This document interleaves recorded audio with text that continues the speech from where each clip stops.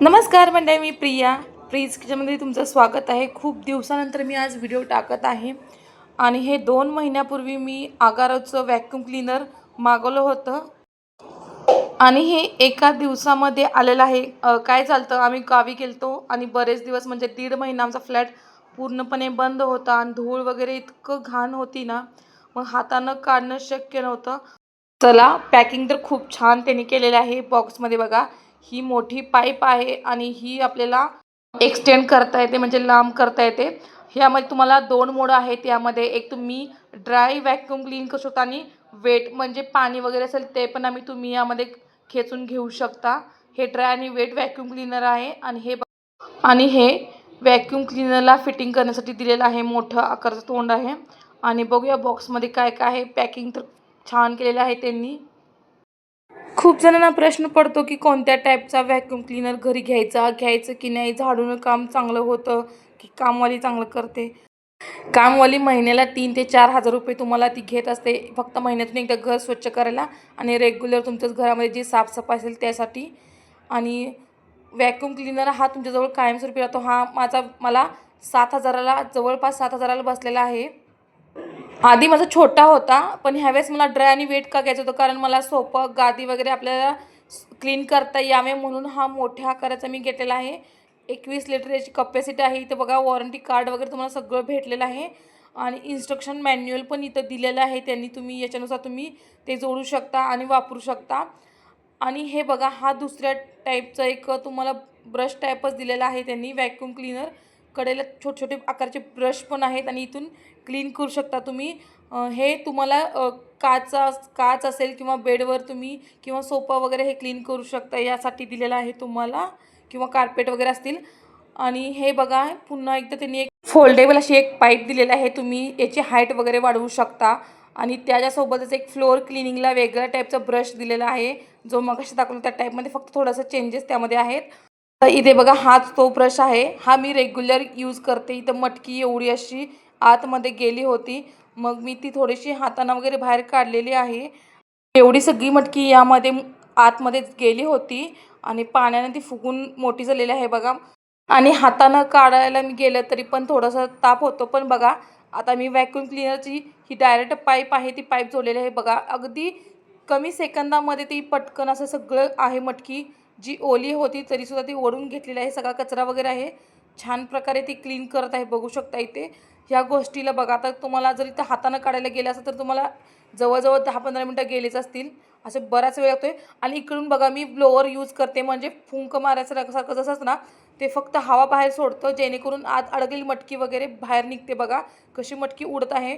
याचे 2 फायदे आहेत, तुम्हाला सेपरेटली ब्लोअर यूज म्हणजे घ्यावा लागत नाही, दोन्ही सेक्शन एकत्र भेटतात। म्हणजे व्हॅक्यूम क्लीनर ओढून घेण्यासाठी, हवा खेचण्यासाठी आणि बाहेर सोडण्यासाठी सुद्धा, असे 2 टाईप्स आहेत तिथे।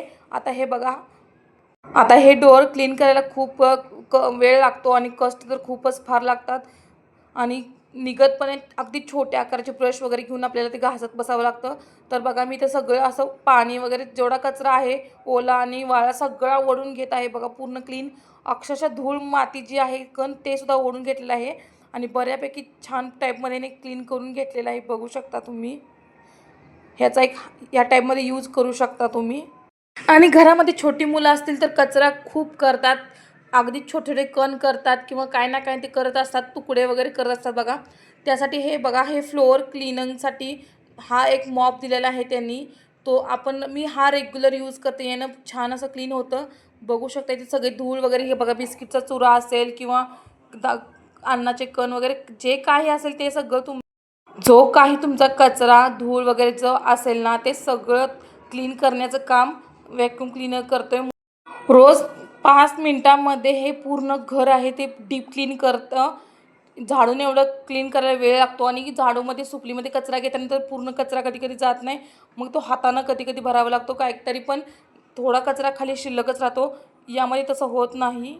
हे बघा, सोप्यावरनं तुम्ही रोजच्या रोज जरी फिरवलं तरी तरी चालतं। हे बघा, किती छोट्या आकाराचे कण वगैरेचे धुळा जो आहे, मातीची काय असते, ते सगळं ओढून घेत असतं आणि आपलं सोफा वगैरे पूर्ण क्लीन करतं इथे। आणि फ्लोअर बघा किती छान दिसते, असं वाटतं की फरशी पुसून घेतली आहे की। मला खूप जणांनी विचारलं की तुम्ही दिवसातून किती वेळा फरशी म्हणजे पुसता? कारण जेव्हा बघाल तर तुमचं घर खूप क्लीन असतं. तर मी काय करते, अगदी 5 मिनिटामध्ये माझं घर स्वच्छ होतं. त्यामुळे मी दिवसातून कमीत कमी 2 ते 3 वेळा जेव्हा मला असा कचरा दिसेल, तेव्हा मी हे मशीन आहे ते फिरवून घेत असते, जेणेकरून घर स्वच्छ दिसतं.